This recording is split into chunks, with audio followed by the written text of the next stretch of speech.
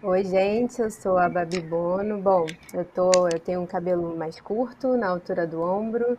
Sou uma mulher branca, estou vestindo uma blusa branca, um colar que tem um pequeno cristalzinho. E eu vou chamar aqui para vocês conhecerem também. Bom, estou numa casa em Paraty, que é uma casinha meio caiçara, ou seja, ela tem as telhas aparecendo. Estou com uma parede azul atrás de mim. Esse é o cenário onde eu estou ambientada. E vou chamar vocês, as nossas convidadas de hoje, a Sam e a Pamela, para elas falarem também um pouquinho delas e já pelo menos fazerem a audiodescrição para vocês imaginarem quem são essas pessoas que estão com a gente aqui hoje. Oi, Pamela. gente, eu sou a Samela Sateremolé. Sou a Samela Sateremolé, sou Pode indígena seguir, do povo Sam. Sateremolé. Sou indígena do povo Sateremolé, eu moro em Manaus, no Amazonas. Sou ativista ambiental e jovem comunicadora indígena.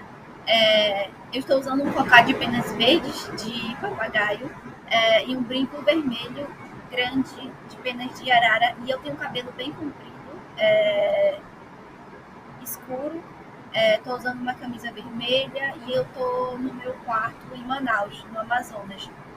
Nas minhas paredes tem uns quadros e uns cocados e está chovendo bastante. Olá, eu sou a Pamela Carvalho, sou uma mulher negra com cabelos crespos na altura do ombro, estou com óculos preto quadrado, um colar com búzios, uma blusa branca com manguinhas bufantes. Atrás de mim tem uma parede branca. Bom, gente, feitas as apresentações, na verdade eu ia começar pedindo para vocês contarem um pouquinho, né? Antes de qualquer coisa, eu vou fazer aqui um resumo desse encontro. Eu vou até ler a minha cola, porque eu acho que esse painel é super especial. A gente reuniu tanto a Pamela quanto a Samela para a gente falar de novas lideranças de futuro, de um futuro que está sendo construído agora nesse presente. Então, o resumo desse painel é o seguinte: a gente quer entender quais são as características para a gente engajar, mobilizar, criar discursos que estejam de fato alinhados com a prática. Isso precisa ser, na verdade, a veia central de atuação, e é dessas meninas que estão aqui hoje que vocês vão conhecer, e vou pedir para elas se apresentarem já, logo depois dessa abertura. Então, a gente quer conversar e vamos conversar sobre o que é necessário para a gente mobilizar as pessoas, quais são as ferramentas que a gente tem que utilizar, se a internet é uma boa aliada para esse ativismo digital do bem, existe esse conceito, então eu também quero que vocês expliquem isso para a gente. E que esse empreendedorismo ele não é startupeiro, branco, pelo contrário, ele está voltado para o impacto social, para o poder dos coletivos e todos os aspectos que são fundamentais para uma liderança que o mundo realmente precisa hoje e para a gente construir esse mundo que a gente quer habitar. A nossa questão central aqui dessa conversa é: o que você pode fazer para fortalecer os territórios que te fortalecem, os territórios que te cercam? E essa foi uma frase que eu ouvi da Pamela e eu trouxe aqui para esse resumo. Eu queria que ela começasse se apresentando e contando um pouquinho do seu projeto e quem é a Pamela, essa jovem líder lá, líder do Complexo da Maré, certo? Obrigada, Babi. Obrigada, Samila também. Só antes de me apresentar, porque tem a ver com o que a gente vai falar hoje, né? Pelo menos é uma perspectiva interessante, né, do ativismo digital, dos encontros remotos que a gente tem tentado fazer nesse contexto de pandemia, essa possibilidade, né, de estarmos em territórios diferentes, de termos trajetórias diferentes. Talvez eu nunca conseguisse conhecer a Samela, né? E hoje estou tendo a oportunidade de estar aqui com ela. Mesmo que a gente não possa estar juntas fisicamente, a gente pode trocar, né, e conhecer outras pessoas de outros territórios que muitas vezes têm trajetórias super parecidas e que fortalecem também as nossas, né? Então, meu nome é Pamela Carvalho, eu tenho 28 anos, eu moro no Parque União, no conjunto de favelas da Maré. E como a gente imagina que tem várias pessoas de vários lugares aqui com a gente, vou só contextualizar muito rapidinho o que é o conjunto de favelas da Maré. Esse conjunto, né, também conhecido como Complexo da Maré, é um conjunto de 16 favelas que fica aqui no Rio de Janeiro, na zona norte do Rio de Janeiro. E aí cada uma dessas favelas tem uma história, tem um surgimento específico, né? Muitas pessoas, quando pensam em favelas, quando pensam em Rio de Janeiro, imaginam que todas as favelas são morros, né? Mas aqui na Maré, por exemplo, das 16 favelas que formam esse conjunto, apenas uma é um morro, que é o Morro do Timbal, que é a primeira das favelas a surgir aqui na Maré. Então, esse território onde eu vivo, onde eu trabalho, me ajuda muito também a me entender e a compartilhar um pouco sobre uma discussão que é muito importante de ser feita, que é a quebra de estereótipos sobre favelas, sobre territórios que foram transformados em periferias, sobre populações que passaram por processos de opressão, como as populações negras e populações nativas, originárias, indígenas. Então, o meu trabalho vai girando um pouco ao redor disso. Eu sou historiadora, sou educadora também, sou mestra em educação pela UFRJ, pensando justamente arte, cultura e educação antirracista.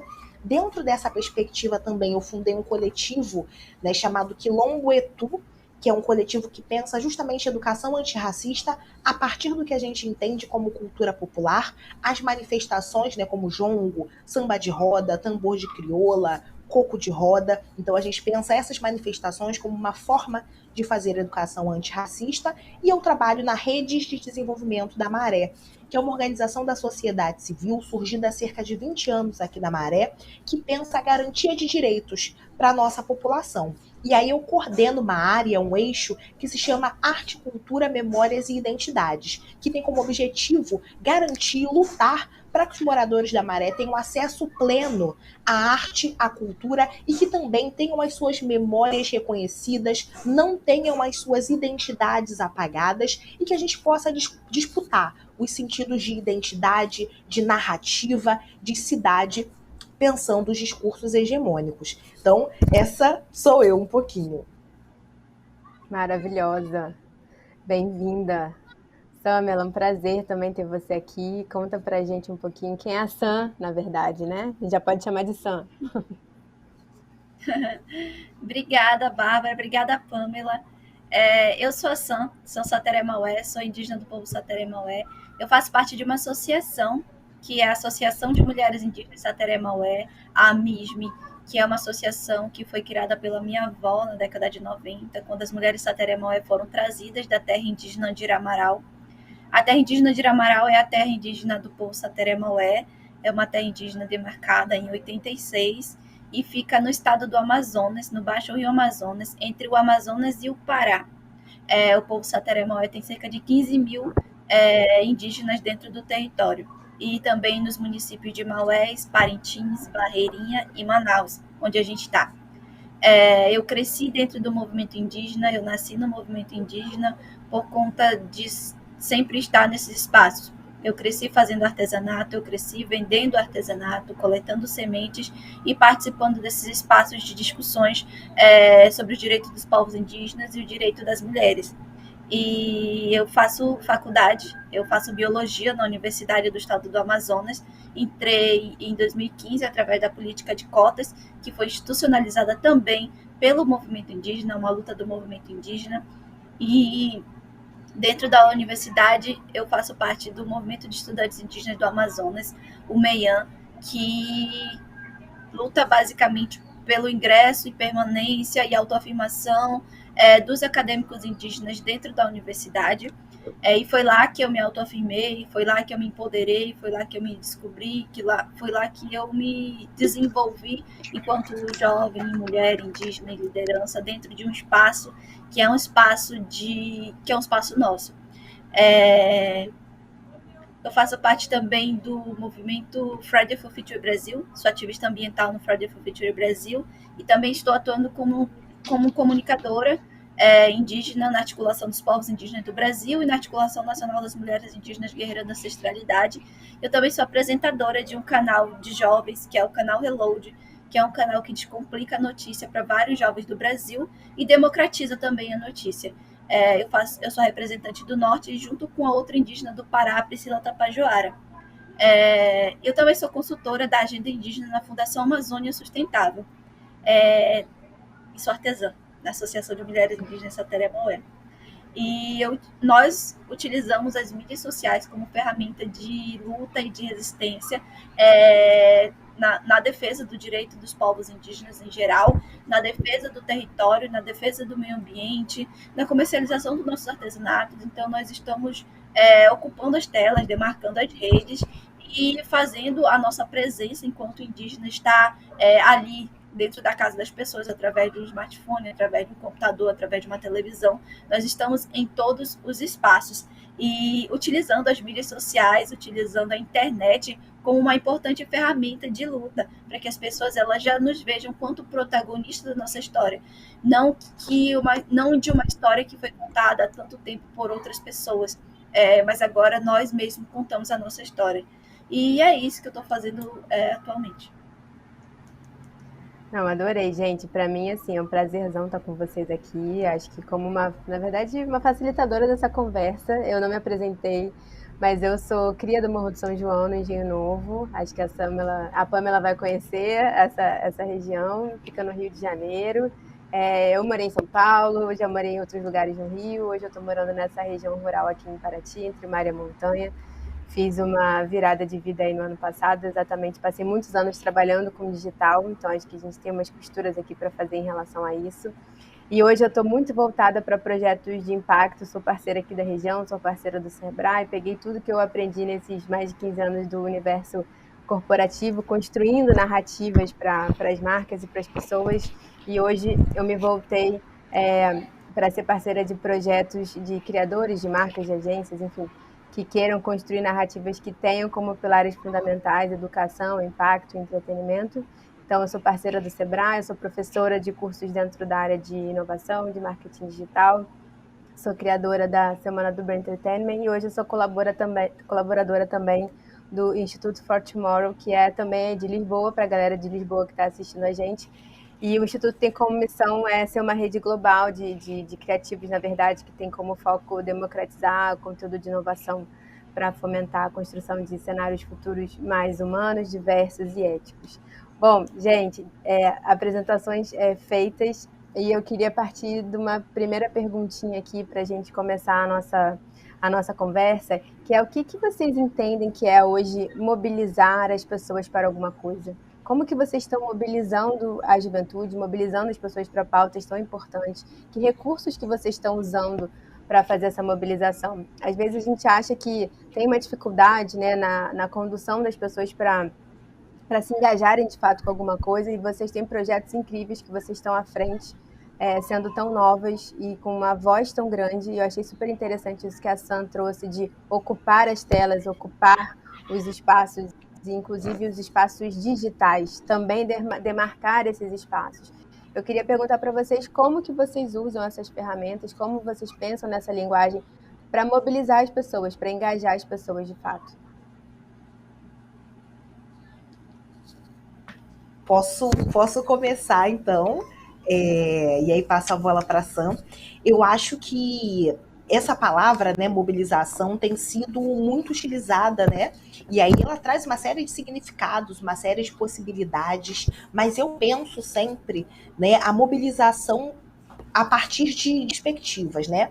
Nesse contexto, especialmente de pandemia, a gente tem pensado muito uma mobilização virtual, digital, né? E eu tenho tentado me apropriar também, né, dessas ferramentas, entendendo que o campo da criação de conteúdo é um campo também de disputa, né? Que a gente precisa ter mais referências que se pareçam com a gente. Mas, ao mesmo tempo, tem uma questão que é importante, né? Que muitas vezes a gente fica dentro da nossa própria bolha. E o que é importante, eu entendo que é importante nas nossas ações de mobilização, é furar essa bolha. Então, muitas vezes eu tenho observado qual é o movimento que, por exemplo, as fake news têm feito. Porque alcançar... Opa, acho que travou um pouquinho. Vocês me ouvem bem? Estou ouvindo. Você falou o movimento que as fake news têm feito. Ah, pronto, que tinha travado um pouquinho para mim. Mas que eu acho que é importante a gente observar, por exemplo, o movimento que as fake news têm feito e tentar fazer né, uma fake news que seja de verdade, né, uma fake news do bem, que seja feita a partir do que a gente pensa, né, e tentar sair dessa bolha. Então, ferramentas de comunicação que são mais simples, que são mais objetivas, para mim são essenciais. Para além disso, né, e aí pensando esse caminho também da fake news, da fofoca, tentar fazer fofocas do bem. Aqui na Maré, né, a gente fica brincando muito, né, finge que é fofoca e espalha isso aí. Né? Então isso é uma coisa que é importante. Quando a gente tem uma informação de qualidade, é isso, finge que é fofoca, finge que é isso, caramba, chegou um negócio aqui, vamos compartilhar. Isso para mim é essencial. E falando de favelas, falando de comunidades, para mim não dá pra gente deixar de lado o boca a boca, o porta a porta, que agora a gente tem que pensar como fazer também, levando em consideração os cuidados que a gente tem que ter com relação à pandemia, mas eu ainda vou de porta em porta. A gente estava aqui fazendo na Maré uma mobilização com relação à vacinação, que a gente teve uma ação de vacinação em massa. Eu saí com um megafone, andando pelas ruas, chamando a galera da janela, falando, gente, desce aqui porque a gente precisa falar de vacinação, entregando panfleto, porque é importante a gente refletir também que, por exemplo, aqui de onde eu falo, né, o Conjunto de Favelas da Maré, o direito à internet não é plenamente garantido. Né? A gente tem ainda uma dificuldade muito grande em acessar a internet de qualidade. Então, ao mesmo tempo que eu disputo a internet enquanto espaço de criação de narrativa, eu tenho que ir para a rua também, porque pensando pessoas pretas, faveladas, se eu ficar só na internet, eu não consigo chegar em vários lugares. E, infelizmente, a fake news chega. Então, eu entendo que a gente tem que estar na internet, tem que estar na rede social, mas tem que olhar também por onde que as outras informações têm chegado e ir para porta em porta, ir para panfletagem, para entrega de jornal. Os jornais comunitários são uma ferramenta muito interessante de mobilização. Então, eu acho que é isso. É o momento da gente olhar para esses dois lados, se apropriar da internet como forma de fazer e disseminar informação de qualidade, mas não deixar de bater na porta daquela vozinha da comunidade que não tem acesso à internet, e na porta daquele jovem que a gente sabe que só tem o 4G, e o 4G mal pega dentro de casa. Então, acho que é importante a gente ter essas duas perspectivas para que a gente consiga fazer com que a nossa informação, o nosso trabalho e as nossas perspectivas cheguem na galera que às vezes está do nosso lado, mas que às vezes não consegue acessar o conteúdo virtual. Isso que você está falando me lembrou de uma coisa, né? Porque, assim, de repente, todo mundo estava com o celular na mão e parecia que todo mundo começou a ter acesso, mas não é bem por aí. A gente sabe que o pacote das operadoras ele é reduzido, o que tem liberado são redes sociais. Então, assim, esse espalhar da fake news, esses títulos caça-clique, né? É até onde as pessoas vão na informação. Que ela não tem ali um pacote de dados para entrar e abrir o site, e ler, ou para assistir aquele vídeo todo, e aí quando você vê a coisa já está se espalhando. E isso com certeza tem um papel aí para muito detrator, assim, eu acho que em todas as iniciativas, principalmente de projetos como o que vocês cuidam, né? Mas isso que você falou, Babi, tem uma coisa que é muito importante, né? Tem várias pessoas, né, que eu trabalho, que eu acompanho, que falam assim, Pamela, quando você manda um material que eu tenho que clicar, já é difícil para mim. Então, isso inclusive é uma coisa importante da gente pensar, né? E as fake news fazem muito isso, como você falou, né? É aquela manchete com uma informação bombástica, a pessoa lê e já tem aquela informação. Então, a gente justamente tem que, né, entender quais são as regras. Deu uma travadinha, Pamela. Mas entendi, Pam, você está falando que a gente tem que entender quais são as regras, né? E quais são os métodos dessa linguagem também para conseguir fazer com que a tua mensagem chegue em todo mundo de um jeito que essas pessoas vão de fato, né? Vão de fato conseguir reter essa informação. Acho que a Sam deve passar por algo parecido também, né? Quando a gente está falando dos territórios que você atua, né, Sam? Conta aí. Eu acredito que nós jovens nós temos o potencial de mobilizar. Nós conseguimos mobilizar muitas pessoas em pouco tempo e grande quantidade. Um exemplo disso são as manifestações que a gente acaba vendo e fazendo e participando. E também utilizamos as mídias sociais, utilizamos a internet para fazer esse tipo de mobilização, esse tipo de ativismo digital. E a gente vê vários parentes indígenas, vários jovens indígenas utilizando É mais o Instagram, o TikTok, como ferramenta mesmo de desconstrução, de quebrar paradigmas, de quebrar estereótipos. Só que, como a Pamela falou, também tem a questão da internet, porque aqui na região norte, principalmente, a gente quase tem muita dificuldade com a internet. Ainda há muitas aldeias indígenas que não têm mau sinal de telefone, mau sinal de internet. Agora, então, com a pandemia, com o ensino remoto, é que está chegando um pouco de internet nas aldeias. Tem aldeias que demoram mais de 7 dias para chegar, de bote, de canoa, e a gente acaba pensando, né, qual o tipo de informação que essas pessoas elas têm. E um exemplo disso foi durante a vacinação, que muitos parentes deixaram de se vacinar por conta de fake news, que eram levadas para o território através de pessoas que viajavam mesmo para evangelizar e tudo mais. E isso dificultou muito o processo de vacinação dentro dos territórios indígenas. E o que nós fizemos foi uma campanha, que foi a campanha Vacina Parente, e através das mídias sociais a gente mapeou quais são as mídias que chegam dentro do território. E a maneira mais fácil é através de áudio de WhatsApp, porque um vídeo não carrega no território, Instagram não abre, Facebook mais ou menos, e a gente passou a fazer podcasts através de áudios de WhatsApp, porque dentro do território era o que mais circulava. A pessoa ia dentro do município, carregava as mensagens de WhatsApp, e quando chegava na aldeia já ouvia tudo. E é uma das formas que a gente está conseguindo chegar dentro do território. E também as mídias sociais, a etnomídia, a mídia criada por povos indígenas, como Mídia Índia, o Mídia Ninja, a PIB, e outras mídias sociais que nós divulgamos e fazemos denúncias em relação aos povos indígenas. Eles estão, além de chegarem nas aldeias, nos principais municípios, eles estão fora do Brasil, estão chegando em outros países. Isso é muito importante, enquanto nós jovens, a mídia índia é uma mídia totalmente feita por jovens que fazem cobertura, que fazem fotos, que fazem vídeos, que fazem notícia, de parente para parente e de parente para não indígenas, porque as grandes mídias que tem aqui no nosso país, elas acabam não divulgando as nossas notícias, as coisas relacionadas aos povos indígenas, as nossas denúncias e tudo mais. Então, nós jovens, nós estamos bem à frente do nosso tempo, nós estamos trabalhando duro para que as nossas causas elas sejam ouvidas dentro da mídia. E o uso dessas ferramentas, como essas redes sociais, está impulsionando para fazer com que a nossa voz ela chegue cada vez mais longe, em cada vez mais casas, em cada vez mais espaços, e as pessoas elas entendam ou tentem entender quais são as nossas especificidades, quais são as nossas características, a diversidade dos povos indígenas e tudo mais.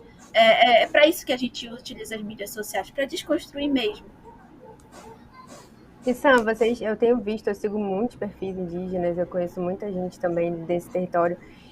Vocês têm usado a linguagem, né, de um jeito para traduzir, inclusive, né, eu diria assim, atualizar o pensamento do que é ser um jovem indígena, do que é ser uma pessoa indígena no ano de 2021, né, que a gente sabe que ainda tem gente que tem um imaginário construído que, pelo amor de Deus, né, parece que ainda não atualizou o livro de história.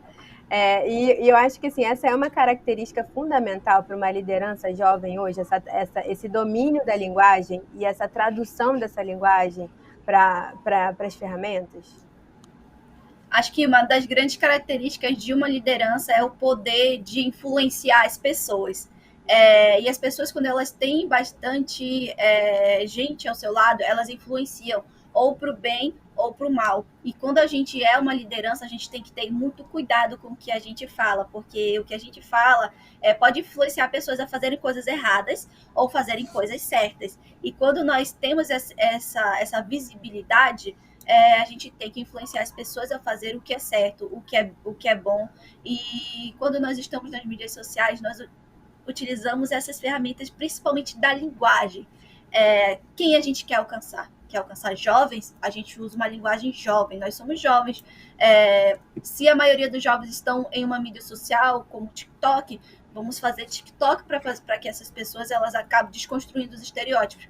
Porque ninguém melhor do que nós para falar que nós já estamos cansados das pessoas cometerem gafes em relação aos povos indígenas, serem preconceituosas em relação aos povos indígenas, fetichizarem o corpo da mulher indígena e reproduzirem muitas coisas que não são dos povos indígenas, mas que acabaram sendo reproduzidos nas escolinhas.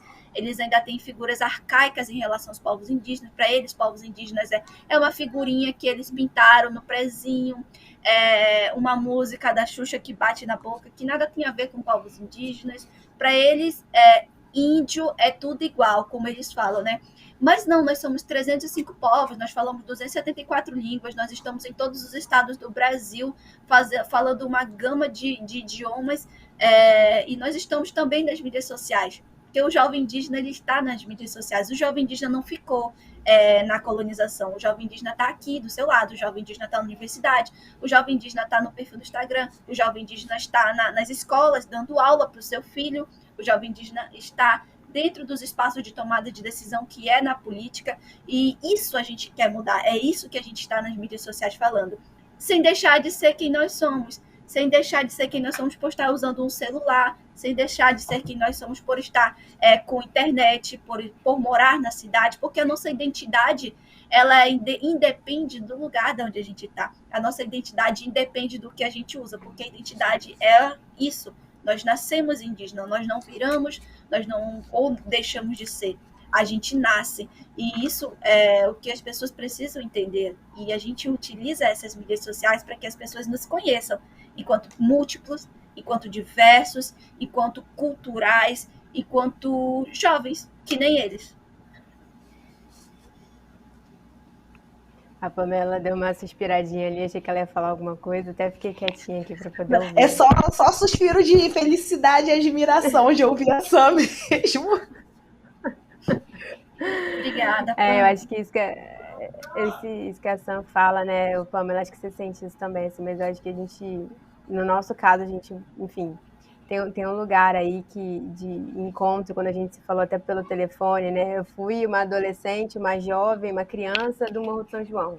Né? Eu saí do Morro do São João. Quando eu ouço a Samela falando, não importa para onde você vá, isso vai com você. Né? As suas dores, as suas alegrias, o que você viveu nesses lugares, a escassez, enfim, todas essas coisas vão com você de alguma forma. E aí eu te pergunto, Pam, porque a gente teve essa conversa no telefone, eu falei assim, eu acho admirável o trabalho que você faz hoje e que vários jovens de favelas, principalmente, também têm feito. Porque na minha época, a gente foi uma geração que a gente era muito encorajado a sair dos territórios. Porque isso não era bom, isso não ia melhorar, não tinha o que fazer, a gente não tinha, né, não tinha acesso ainda das mídias sociais, do celular, isso estava começando ainda. E eram poucas pessoas que tinham acesso ainda a isso, então, assim, tinha muito medo nessa história, né? Então, fomos uma geração que foi muito educada para dar certo na vida, você precisa sair daqui. E o que eu acho muito bacana hoje, tanto da Pamela quanto vários outros jovens que eu conheço, e aí eu falo mais que eu conheço no Rio ou em São Paulo, que estão fazendo trabalho dentro de favelas e comunidades em São Paulo e no Rio. E agora, conhecendo a Samela também, quero saber ainda um pouco mais sobre todo esse território indígena também, tem muito para aprender nesse contexto, é que eu vejo em vocês uma coragem nessa mobilização muito grande, uma coragem de usar as ferramentas, se apropriar dessas ferramentas, e mais ainda, vocês são mulheres à frente dessas discussões, o que traz ainda uma série de outras questões. E eu pergunto, vocês têm medo, em algum momento, assim, vocês ficam com medo de estar à frente, de serem vitrine para movimentos e para ações tão importantes, que geram tanta visibilidade, mas em territórios tão delicados também? Vou tentar falar um pouquinho de tudo, falar um pouco dessa questão, dessa perspectiva, né, de sair da favela, e depois dessa questão do medo, que é super importante, inclusive, a gente falar sobre isso. Sobre essa questão de sair da favela, como eu falei, tem muito essa ideia de que as favelas aqui no Rio de Janeiro todas são em morro, né?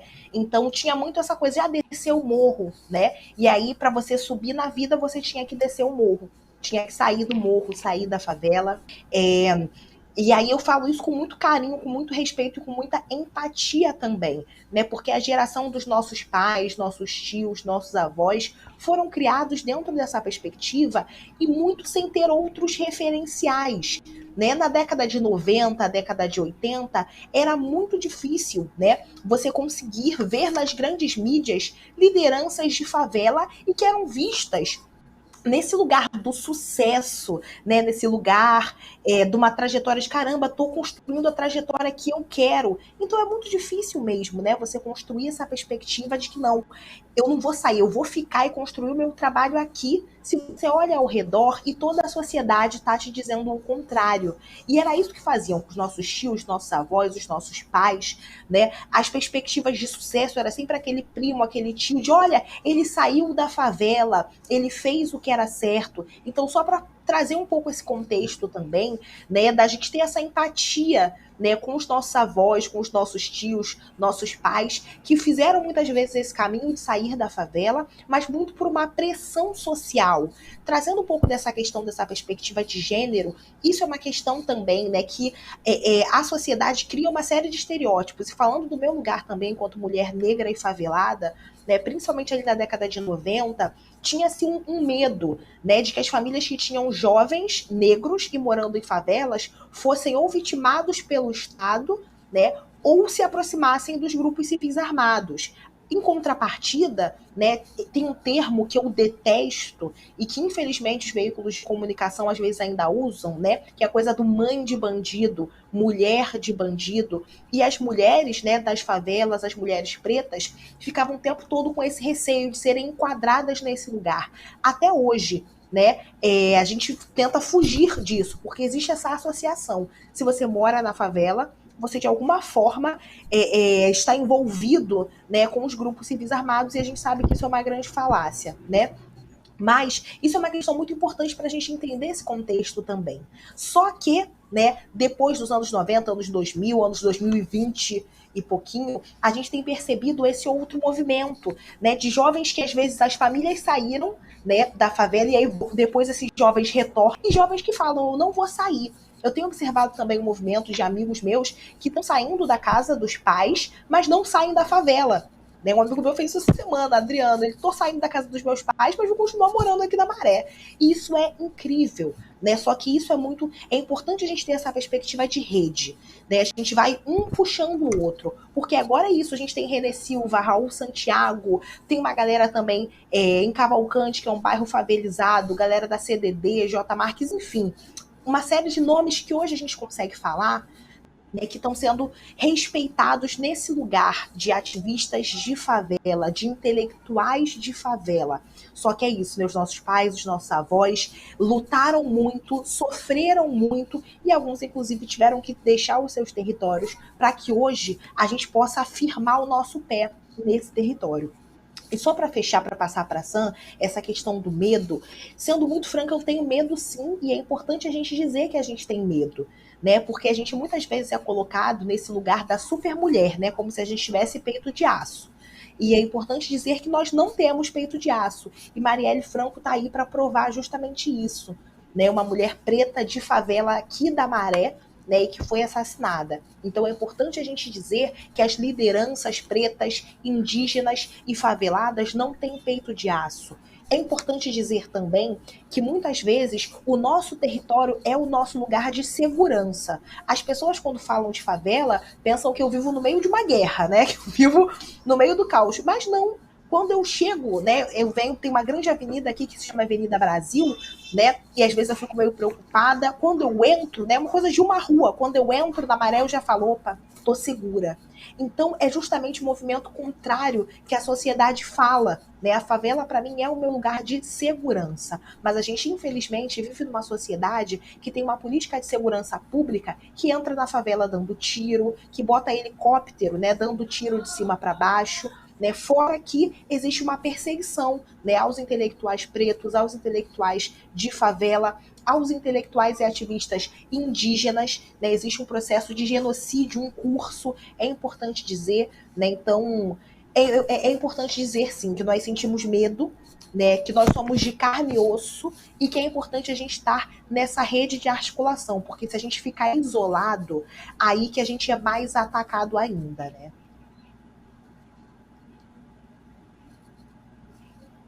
Não sei se a Samela quer contribuir com alguma coisa. A gente está chegando no finalzinho do nosso papo, Sam. Sim. Obrigada, Pamela. Quando você falou do território, que é nosso lugar, para nós indígenas, nosso território é o nosso corpo, é o nosso espírito, é onde estão nossos ancestrais, onde estão nossas raízes, é a certeza de que nós somos pertencentes e de que a gente tem para onde voltar e sabemos de onde viemos. E principalmente para os povos indígenas, em que a maioria das culturas dos povos indígenas ainda é uma cultura patriarcal, ter as mulheres indígenas sendo protagonistas da luta pelo direito dos povos indígenas em geral é muito forte. E ainda é pouco falado, mas a gente vê que as mulheres elas estão na frente. A gente vê a maioria das lideranças indígenas são mulheres que estão aí na frente, são mulheres que estão dentro dos espaços de tomada de decisão, são mulheres que estão vice-presidente do Brasil, que estão sendo candidatas a vice-presidente do Brasil, como Sônia Guajajara, são mulheres que são deputadas federais, como Joênia Wapichana, são mulheres que estão dentro da luta, como Célia Chacriabá, Watataka Luela Piti, Alessandra Corapa Munduruku, e são mulheres indígenas que estão saindo do seu território, que estão transpassando a barreira da cultura e da identidade para lutar pelo território. E nós não saímos do nosso território porque nós queremos. Se nós pudéssemos, nós estávamos dentro do nosso território, mas o processo colonizador ele acontece todos os dias com a gente.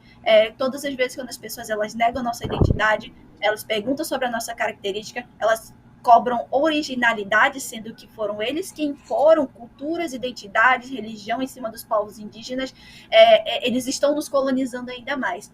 E quando as mulheres Sateremã foram tiradas do território pela SPI, a atual FUNAI, e tiveram que morar em Manaus, e tiveram que viver com impacto social, sofrendo violências, violações e tudo mais, apagamento da identidade, apagamento da língua, nós nos levantamos enquanto mulheres, nós nos organizamos enquanto associação de mulheres dentro da cidade, a Associação de Mulheres Indígenas Sateremã, falando não, nós não vamos deixar nossa língua morrer, nós não vamos deixar nossa cultura morrer, nós não vamos deixar que os nossos filhos não conheçam a cultura do povo Sateremaué, que não vivam a cultura do povo Sateremaué.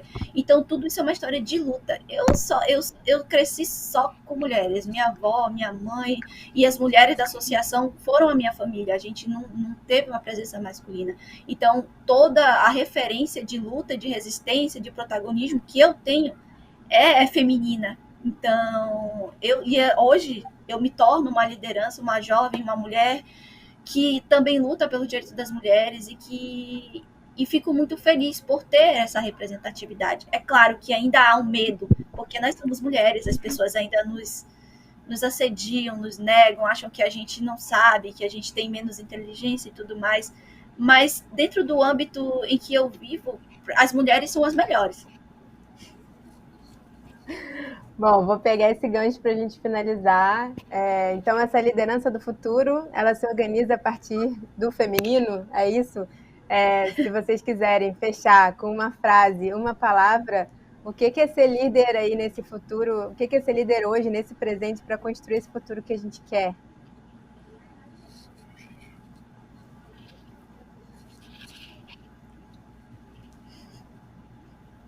Vamos? As duas estão gostando tanto de se ouvir que quem a gente vai? A gente tem 2 minutos, vocês podem escolher. Posso falar muito rapidinho, então. Eu acho que essa liderança do futuro é uma liderança que está saindo das margens onde a gente foi colocado, porque a gente não nasceu nas margens, então a gente está saindo das margens para onde a gente foi empurrado e a gente está tomando o centro de volta. Então acho que essa nova liderança é uma liderança preta, indígena, favelada e mulher.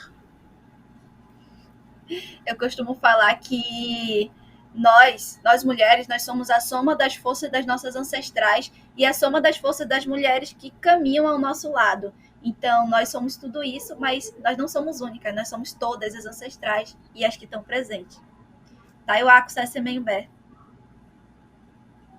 Bom, gente, eu queria muito, muito, muito agradecer. Queria ficar mais umas horas aqui com vocês. Eu acho que a gente tem muito para falar, mas eu acho que todo mundo aí conseguiu atualizar a ideia do que é ser um novo líder hoje em dia. E eu acho que serve para todo mundo que está numa liderança, seja ela qual for, as coisas que vocês falaram aqui. É sobre linguagem, é sobre entender onde pisa, é sobre respeitar o seu entorno, seus ancestrais, a sua história e levar essa história com você para onde você for, para mobilizar o seu território, o seu entorno, do jeito que faça sentido. Fico bem emocionada, também me conecto com a minha história e eu agradeço demais vocês por esse papo aqui hoje. Muito obrigada. Até a próxima. Obrigada, meninas. Obrigada, Bárbara. Obrigada, Pamela. Obrigada. Um beijo. Um beijo.